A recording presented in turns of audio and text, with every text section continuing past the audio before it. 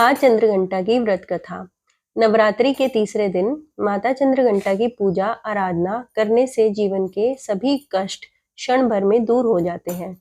मान्यता है कि चंद्रघंटा माता का व्रत कथा पढ़ने से बुरे ग्रहों के प्रभाव खत्म हो जाते हैं। मुख्य बातें। नवरात्रि के तीसरे दिन देवी चंद्रघंटा की पूजा आराधना की जाती है। देवी चंद्रघंटा भक्तों की दुख और परेशानियों को दूर करती है। भय से मुक्ति और शत्रुओं का नाश करने के लिए चंद्रघंटा माता की आराधना करनी चाहिए। माता चंद्रघंटा के व्रत की कथा का महत्व। नवरात्रि के हिंदुओं का विशेष पर्व होता है। नवरात्रि का 9 दिन का आदि शक्ति नव दुर्गा के 9 रूपों की पूजा की जाती है। नव दुर्गा की पूजा आराधना सच्चे मन से करने से व्यक्ति की परेशानियां, शत्रु का भय सभी दूर हो जाते हैं। नवरात्रि के तीसरे दिन चंद्रघंटा माता की पूजा आराधना की जाती है। चंद्रघंटा की पूजा करने से अशुभ ग्रह के बुरे प्रभाव भी खत्म हो जाते हैं।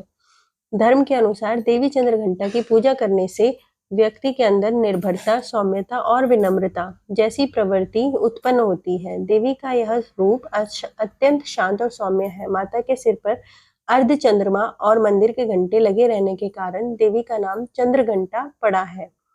माँ चंद्रघंटा अपने वाहन सिंह पर उठकर अपने 10 भुजाओं में खड्ग, तलवार, ढाल, गदा, पाश, त्रिशूल, चक्र और धनुष के लिए मुस्कुराती मुद्रा में दिखाई देती है। क्या आप भी नवरात्रि का व्रत करते हैं? यदि हाँ, तो यहाँ आप चंद्रघंटा माता की व्रत कथा देखकर पढ़ सकते हैं।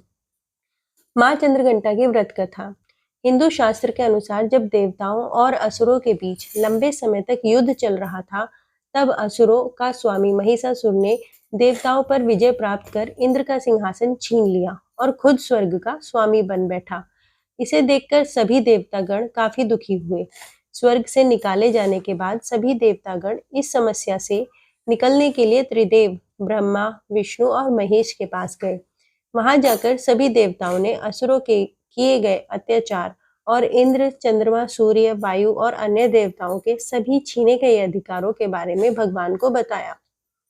देवताओं ने भगवान को बताया कि महिषासुर के अत्याचार के कारण स्वर्गलोक तथा पृथ्वी पर अब विचरण करना असंभव हो गया है।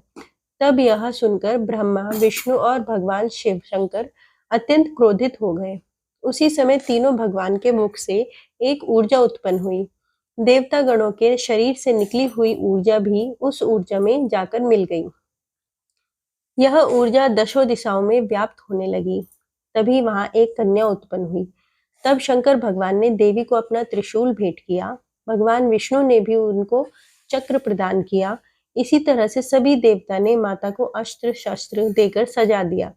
इंद्र ने भी अपना वज्र एवं ऐरावत हाथी माता को भेंट किया। सूर्य ने अपना तेज, तलवार और सवारी के लिए शेर प्रदान किया।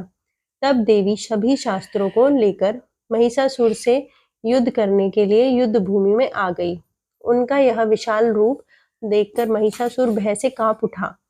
तब महिषासुर ने अपनी सेना को माँ चंद्रघंटा के हमला करने के लिए कहा।